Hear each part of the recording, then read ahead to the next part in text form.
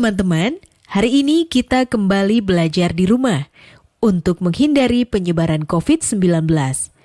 Hari ini kita akan menyimak tayangan tentang serikandi Indonesia. Siapa saja mereka? Yuk kita simak bersama.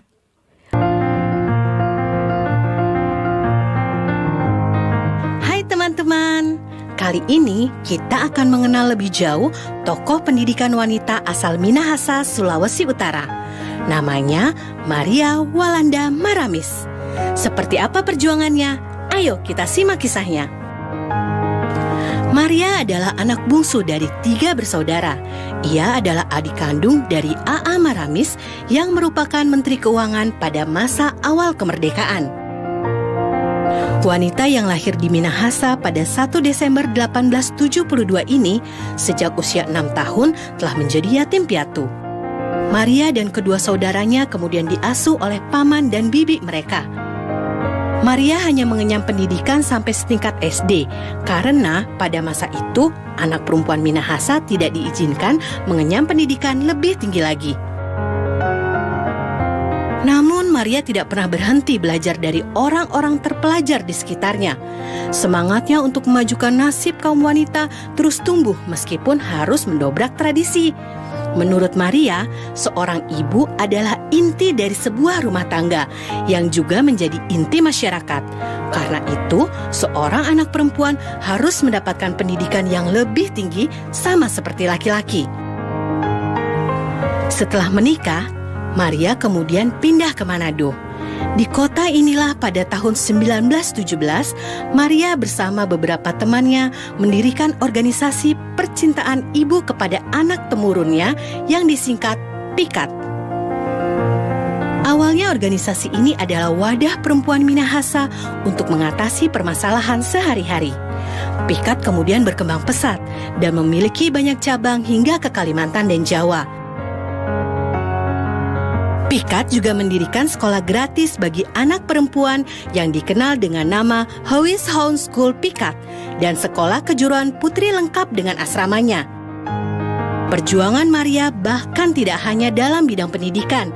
Ia adalah tokoh yang giat memperjuangkan agar wanita turut andil dalam dunia perpolitikan di Minahasa. Jasa dan peranan Maria hingga kini terus dikenang. Sebagai apresiasi, pada tahun 1969, pemerintah menganugerahkan gelar pahlawan nasional kepada Maria. Perjuangan Maria Walanda Maramis penting untuk kita teladani ya teman-teman. Maria Walanda Maramis salah seorang tokoh pendidikan wanita dari Minahasa. Meski hanya tamat SD, tetapi semangatnya untuk memajukan pendidikan wanita Indonesia sangatlah besar. Oleh karena itu, pemerintah Indonesia pada tahun 1969 memberikan gelar pahlawan nasional kepada beliau. Coba amati lingkungan di sekitar tempat tinggalmu. Apakah masih ditemukan seseorang yang tidak bersekolah? Padahal orang tersebut masih dalam batas usia yang layak menerima pendidikan? Apakah masih ditemukan orang yang tidak mampu membaca atau menulis? Nah, kamu dapat membantunya. Anda dapat menjadi pahlawan di sekitar tempat tinggal Anda. Sekarang catatlah pertanyaan berikut dan tuliskanlah pendapatmu. Praktik baik apakah yang dapat diteladani dari tokoh Maria Walanda Maramis? Nilai karakter apakah yang dapat dipetik dari perjuangan beliau?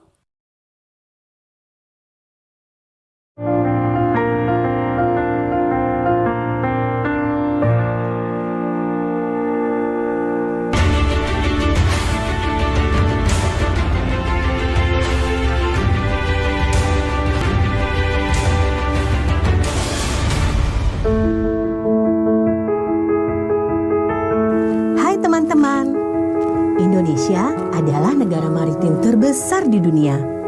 Dan ada satu fakta membanggakan tentang sejarah maritim Indonesia yang sangat seru ceritanya. Apakah kalian tahu, Laksamana wanita pertama di dunia berasal dari Aceh? Ayo kita simak kisah kepahlawanan tokoh yang satu ini. Namanya Kemala Hayati. Ia adalah pemimpin armada laut kerajaan Aceh di masa pemerintahan Sultan Al-Mukamil yang memerintah pada akhir abad ke-16. Sebelum menjadi laksamana, Kemala Hayati dipercaya memimpin armada Inong Bale yang legendaris. Pasukan ini terdiri atas wanita-wanita janda yang suaminya gugur dalam pertempuran melawan Portugis. Sebagai titik pertahanan strategis, didirikan benteng yang dikenal dengan nama Kuta Inang Bale.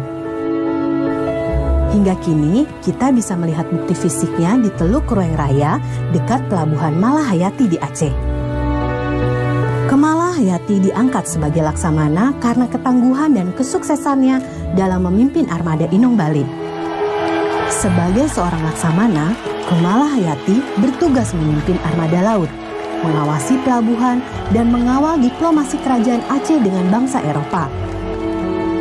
Seorang nahkoda kapal Belanda mencatat, di bawah pimpinan Kemala Hayati, kekuatan armada laut kerajaan Aceh mencapai 100 kapal perang. Kapal-kapal itu bisa dinaiki 400 sampai 500 penumpang. Luar biasa bukan? Saat Belanda datang ke Aceh pada tahun 1599 di bawah Cornelis de Houtman dan hendak memonopoli perdagangan, Kemala Hayati tampil memimpin pasukan dan bertempur dengan berani. Kemala Hayati bersama pasukannya berhasil meluluh lantakkan pasukan Belanda dan membunuh Cornelis de Houtman. Itulah salah satu kisah perjuangan Kemala Hayati. Sebagai apresiasi, pemerintah Republik Indonesia mengabadikan namanya pada sebuah kapal perang, yaitu KRI Malahayati. Dan pada tahun 2017, pemerintah resmi mengangkat Kemala Hayati sebagai pahlawan nasional. Senang ya, wanita pertama di dunia yang menjadi laksamana ternyata dari Indonesia, tepatnya berasal dari Aceh. Sungguh luar biasa keberanian laksamana Kemala Hayati dalam berperang sampai menewaskan pasukan perang Belanda Cornelis de Houtman. Sebagai tugasmu, catat pertanyaan berikut dan tuliskanlah jawabanmu, baik berupa opini atau fakta yang sesuai dengan isi tayangan tersebut. 1. Apakah kamu bangga dengan laksamana Kemala Hayati, tokoh pahlawan wanita Indonesia? Apa yang membuat kamu bangga pada beliau? 2. Siapakah yang saat ini kamu banggakan? Mengapa kamu bangga kepadanya?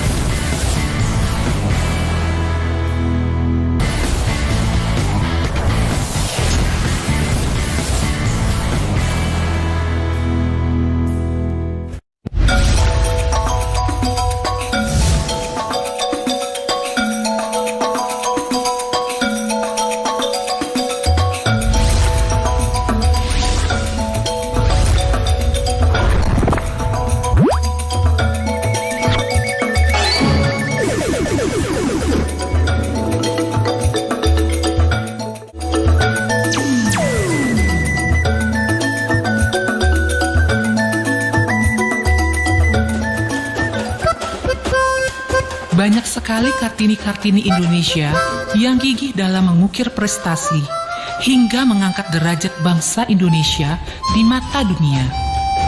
Berbagai kisah dari para atlet perempuan Indonesia untuk mengibarkan sangsaka akan diceritakan melalui program ini.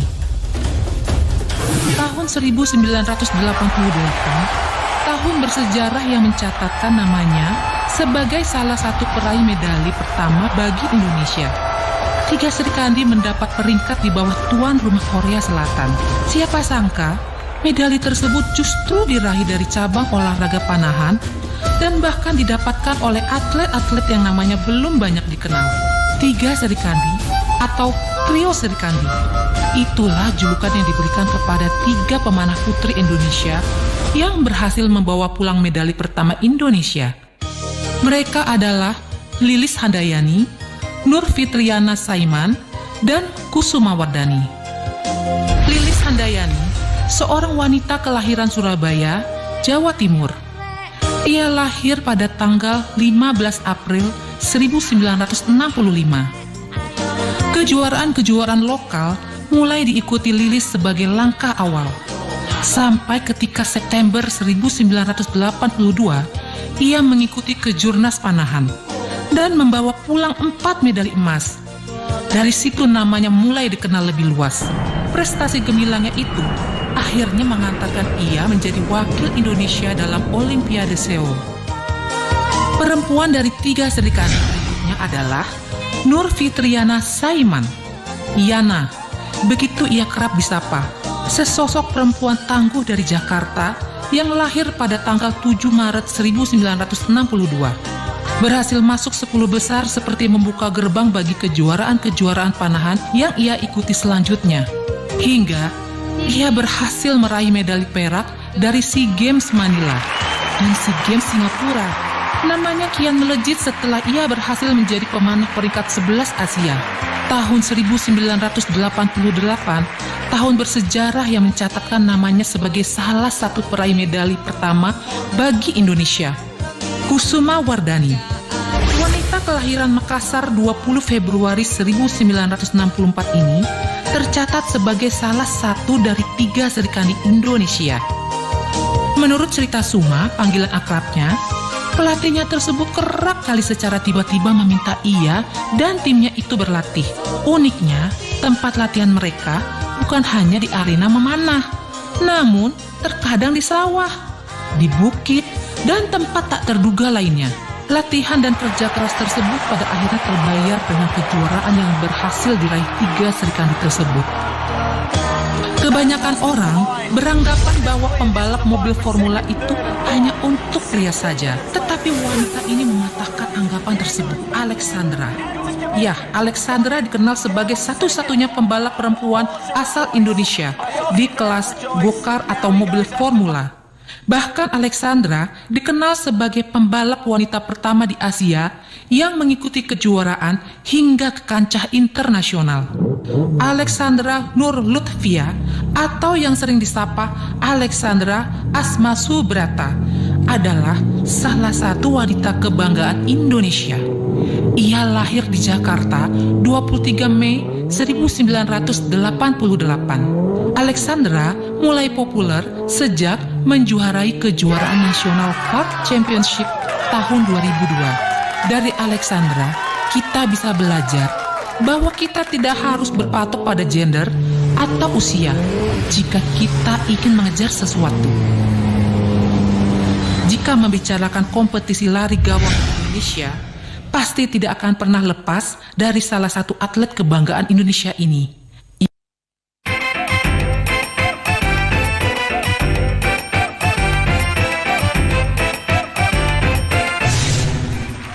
Ia adalah Dedeh Erawati, lahir di Sumedang, Jawa Barat pada tanggal 20 Mei 1979. Dia merupakan seorang pelari gawang dengan kewarganegaraan Indonesia. Sederet prestasi yang telah diraih Dedeh Erawati mengajarkan kita bahwa setiap ada kemauan dan tekad yang kuat dan disertai dengan usaha yang sama kuatnya akan menghasilkan sesuatu yang hasilnya memuaskan diri sendiri, teman, keluarga, dan negara Indonesia. Linswell Kwok, salah satu atlet yang telah mengharumkan nama Indonesia di bidang olahraga wushu. Gadis kelahiran Medan 24 September 1991 ini telah mengenal wushu sejak kecil. Gadis ini awalnya tidak menekuni salah satu olahraga yang mengandalkan fisik dan pikiran. Ia hanya mengikuti karena paksaan dari keluarganya saja.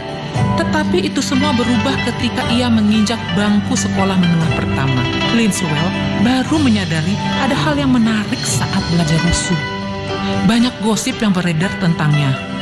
Orang-orang percaya kemenangan yang Linswell raih karena status yang disandang kakaknya itu.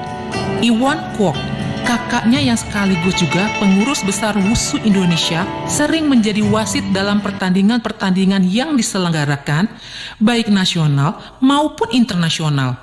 Padahal, kemenangan yang ia raih berkat hasil jeripayahnya sejak kecil dulu. Maria Natalia Londa, wanita kelahiran Denpasar 29 Oktober 1990 ini, memang sudah gemar melompat-lompat sejak kecil. Lompat jauh yang diajarkan saat mata pelajaran olahraga di sekolah dasar membuatnya ketagihan dan menjadikan itu sebagai hobinya. Karena hobinya itulah, Maria sering mengikuti lomba-lomba lompat jauh di berbagai turnamen. Medali emas yang ia peroleh sekitar 50 medali, ia pajang dalam lemari kaca buatan sang ayah.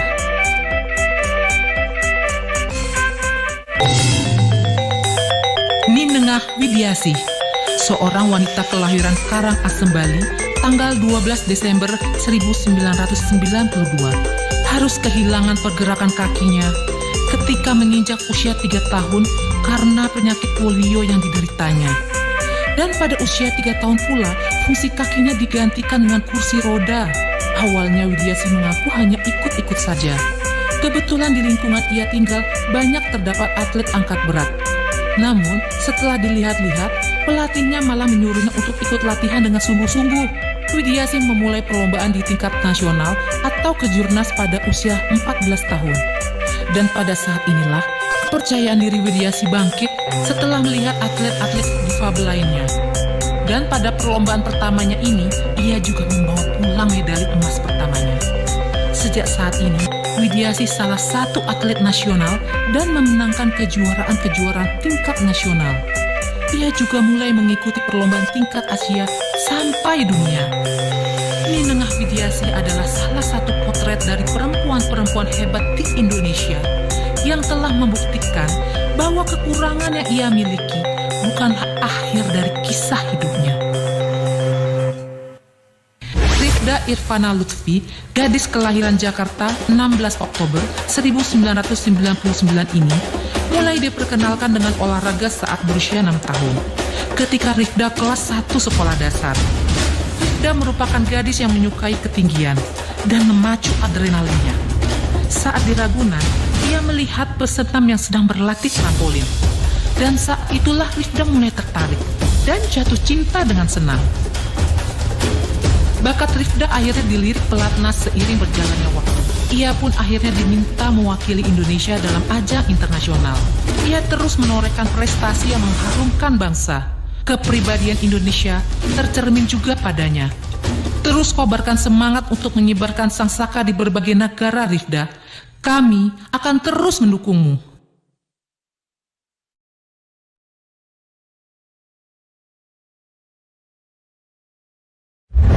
Iren Harisma Sukandar lahir pada tanggal 7 April 1992. Merupakan Grandmaster Catur Putri asal Indonesia. Ia meraih gelar Grandmaster wanita pertama di Indonesia saat usianya yang ke-16 tahun. Bagi kebanyakan orang, mungkin catur hanya sekedar kegiatan yang dilakukan untuk mengisi waktu luang atau bersantai. Namun bagi Iren, catur merupakan olahraga yang sangat sesuai dan pas untuk karakter dirinya. Sri Rahayu Basuki atau yang lebih dikenal dengan nama Yayu Basuki ini lahir di Yogyakarta pada 30 November 1970. Ia merupakan petenis asal Indonesia yang namanya telah dikenal hingga keluar Indonesia, terutama pada bidang olahraga tenis. Walaupun sekarang telah gantung raket, tetapi prestasi-prestasinya pasti akan selalu dikenang. Awal dari karirnya yang gemilang dimulai setelah ia bergabung dengan PB Pelita pada tahun 1990. Setahun kemudian, Yayu berhasil menjuarai WTA Tour nomor tunggal di Patara, Thailand. Ini merupakan pertama kalinya bagi Indonesia yang mampu menjuarai turnamen ini. Liliana Nasir sudah tak asing lagi dengan nama seorang pebulu tangkis nasional yang telah mengibarkan sang merah putih di berbagai kejuaraan dunia.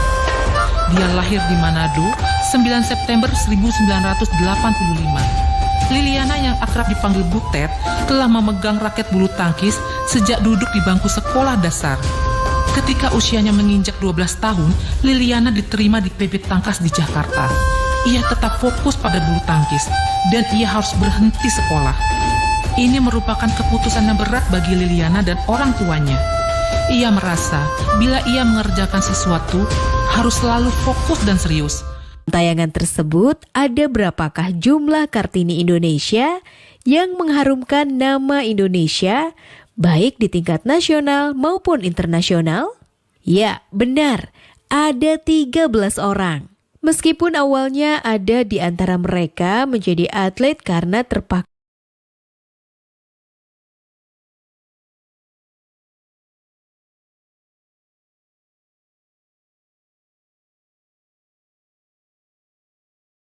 apakah atlet yang menarik perhatian dan menginspirasimu untuk berprestasi? Mengapa kamu mengaguminya? 2. Selain olahraga, bidang apakah yang kamu ingin tekuni? Usaha apakah yang kamu lakukan untuk meraih prestasi di bidang tersebut? Sekarang tetap belajar dari rumah ya teman-teman. Jaga jarak, rajin cuci tangan, dan pakai masker agar kita mencegah penyebaran COVID-19. Sampai jumpa!